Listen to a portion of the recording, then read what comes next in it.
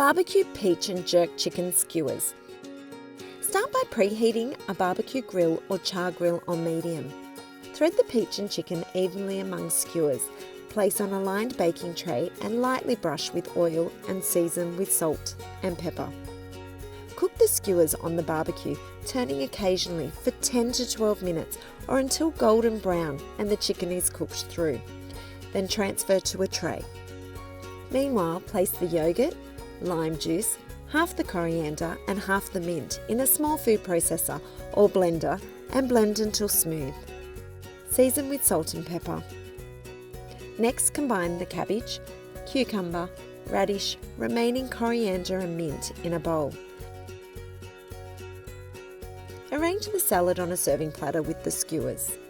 To serve, drizzle the salad with the dressing and squeeze some lime juice over the skewers. For an easy and delicious barbecue idea, try these summery peach and jerk chicken skewers.